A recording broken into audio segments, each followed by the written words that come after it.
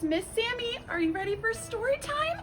Now today is quite a silly day. It's April Fool's Day. So happy April Fool's Day. And so for today's story, we're gonna read Arthur's April Fools. It's good. Probably kind of silly. It was the last day of March. The joke shop was full of people getting ready for April Fool's Day. Arthur and Buster tried out everything. Buster bought out sneezing powder. Arthur got a fake telescope that gave whoever looked through it a black eye. Ouch. But Arthur didn't feel like playing jokes. He kept thinking about Binky Barnes. Who's Binky Barnes? Asked Buster. Picture King Kong. Now double it, said Arthur. He keeps threatening to punch me out. Well, that's not very nice. Come on.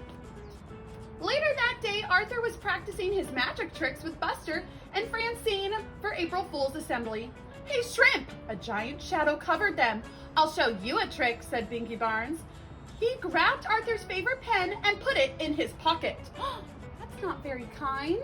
Now you see it, now you don't, said Binky. Hey, watch it, said Arthur, trying to look brave.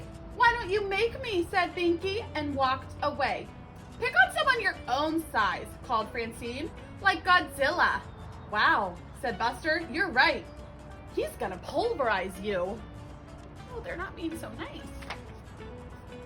That night at dinner, Arthur hardly ate anything. He didn't finish his cheeseburger. He didn't even want any chocolate cream pie. What? What is the matter with Arthur? Asked his father. He's worried about getting pulverized, said DW. Maybe he's been watching too many outer space movies, said his mother. Later on, DW barged into Arthur's room. Good night, Mr. Universe, she said. Haven't you ever heard of knocking, said Arthur. After you get pulverized, can I have your room? Asked DW. Beat it, DW.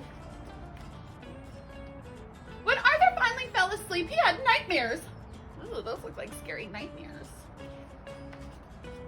The next morning, Francine offered Arthur a cookie. Yuck, said Arthur.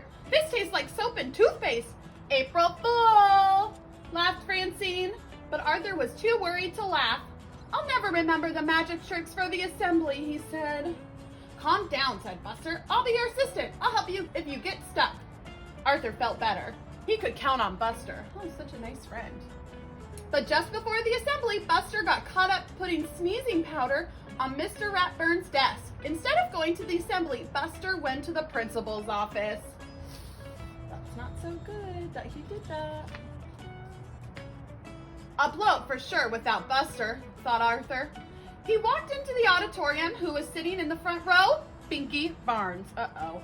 This is going to be even worse than he thought. Arthur worried while Mr. Ratburn read people's minds. He worried while Francine and Muffy did shadow tricks. And he worried while the chorus sang that old black magic. Finally, it was his turn.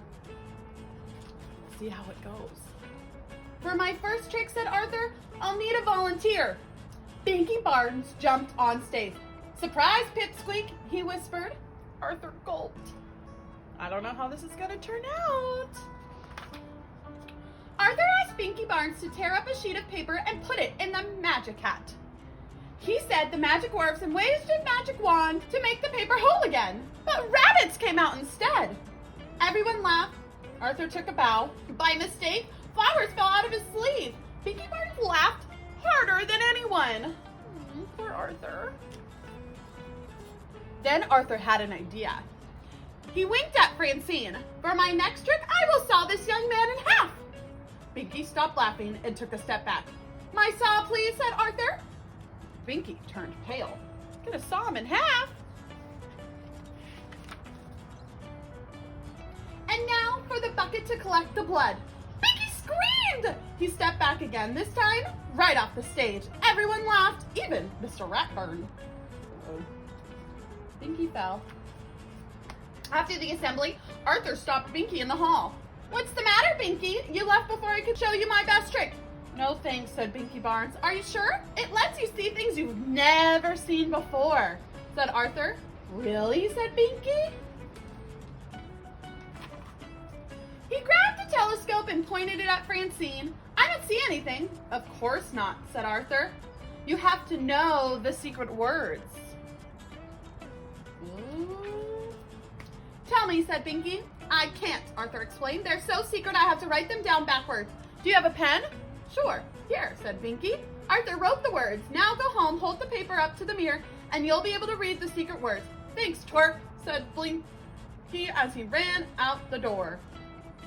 They're not very nice to each other. Boy, that's your best trick yet, said Buster. You didn't get pulverized and you made Binky Barnes disappear? What did you write? Asked Francine. April Fools. The end.